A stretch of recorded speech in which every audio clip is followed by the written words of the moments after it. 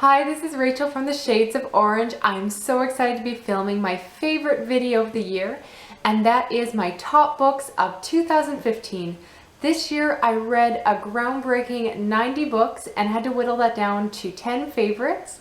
This year I wanted to do it a little bit different, so instead of ranking my books from 10 to 1, I decided to break them out by category. However, I am going to leave my favorite book, which is in my favorite genre, until the very end, but otherwise these books are in no particular order. I'm going to start with fantasy, which I didn't read a lot of, but my favorite book from that genre was Dance with Dragons by George R. Martin, which of course is the 5th book in the series. I won't say anything spoilery, just know that most of my favorite characters were featured in this book, and I loved a lot of the turns and twists and absolutely enjoyed it. If you're reading through the series, don't hesitate to pick up this one. It's so good and I can't wait till the next one. In the graphic novel category, my favorite was Death Note, particularly the first 4 volumes, which I thought were absolutely stellar. This is actually a manga about a young boy who picks up a notebook that when he writes someone's name in it, they die. And I just think it's an incredibly smart manga. I already love the anime, and it's really a cool cat and mouse game between this main character Light and the detective L, who's trying to track him down. Not a lot of action actually happens. So much of this book is the two characters thinking and trying to outwit each other, and if that's the kind of thing you enjoy, you definitely should pick this one up. I really love this manga series. And the next category is romance, and the book I'm choosing for that is Redeeming Love by Francine Rivers. This is easily the least expected favorite of the year. I didn't think I'd like this book, let alone love it.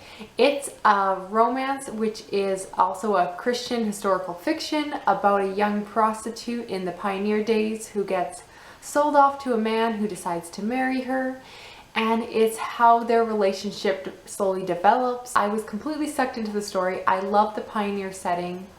I do not normally read Christian romance, so even if you don't think this is in your wheelhouse, this might be worth picking up, because if it had not been for Jenny from Dulcich Books, I never ever would have picked up this book on my own, but I ended up loving it, so that's one that I definitely would recommend. Next genre is general fiction, and this is easily the biggest sleeper on this list because I felt like I didn't talk about this book at all. However, it's definitely one that I kept thinking about all year long, and that is Crow Lake by Mary Lawson. This is a book about 4 children that are orphaned right at the start of the novel and live in northern Canada, and it's a slower book. It doesn't have a lot of plot compared to other books that I read, but the characters were so memorable. The themes in this book were beautiful, talking about family and education and pride and regret. It was just, like I said, the kind of book that I thought about all year long. I absolutely love it. It's really easy to read and get into, and I just cannot recommend this one enough. It was just a beautiful story, and I think really gives a lot of good insight into the Canadian experience for people that do live in smaller, more isolated communities. So absolutely love this one. Next, my favorite memoir of the year was An Astronaut's Guide to Life on Earth by Chris Hadfield, who is this guy here. He was the commander of the International Space Station and also a Canadian. I didn't expect to love a book about space so much because honestly I'm not a huge space geek, but this book is less so even about being an astronaut and more so almost a motivational book about the importance of hard work and just going after whatever you want. And it's just a really profound read. It's definitely one I'll revisit and would highly recommend, regardless of how much you pay attention to space and NASA and all the space news. It's just a really good read. So highly recommend this one. This year I definitely read a lot of audiobooks, but one particularly stood out as my favorite audiobook of the year, and that was You by Caroline Kepnes.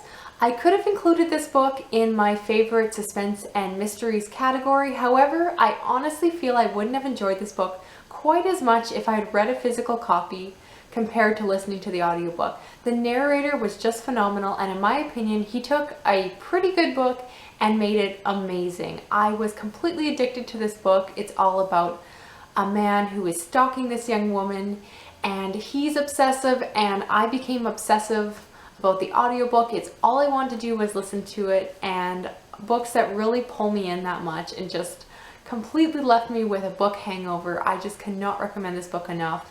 If you're gonna pick it up, if at all possible, please try to get your hands on the audiobook.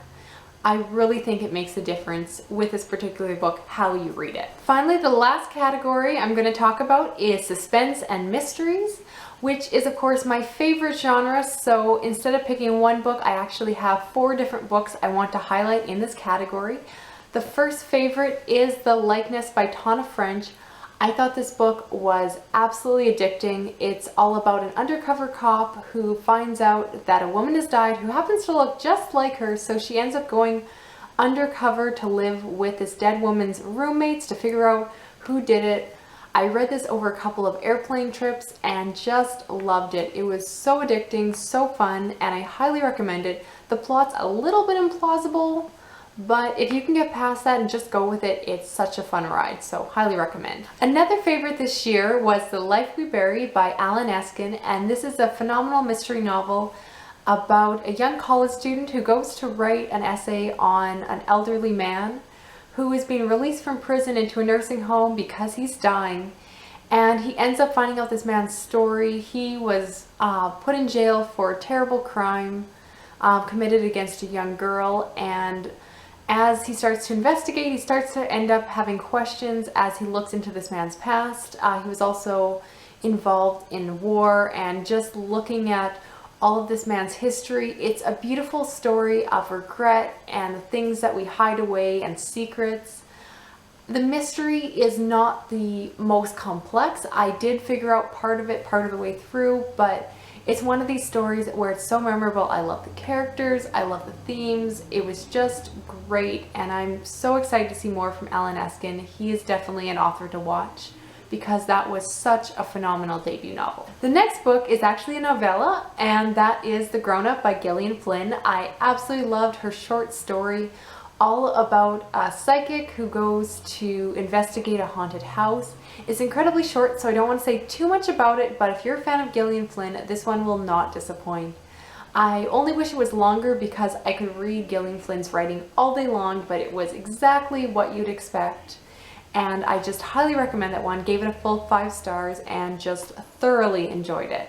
And finally, my very favorite book of the year is of course In the Woods by Tana French. And this is a book about a detective in Ireland who is investigating a girl who was murdered in a set of woods, and the same woods is actually where he went missing as a child with 2 other children. He was found, but they never were, and so it's actually a story about 2 different mysteries, and it's so compelling. I thought the writing was phenomenal. I love it for so many reasons I can't say without being spoilerish, but just know if you're a fan of mystery, suspense, this is a book you must pick up. It is absolutely worth all of the gushing reviews that everyone else has been giving this book for years, so highly recommend it. Love it so much. I can't wait to continue on in Tana French's Dublin Murder Mystery series. So those were my favorite books of 2015. If you're a booktuber, feel free to shamelessly put your own video down below because I love watching best books of the year videos. If you don't make videos, feel free to just leave a comment explaining what your favorite book or books were this year. As well, feel free to chat about any of the books I mentioned if you've already read them, or let me know if you plan on reading them based off of my recommendation. Thanks for watching. See you again soon. Okay, bye.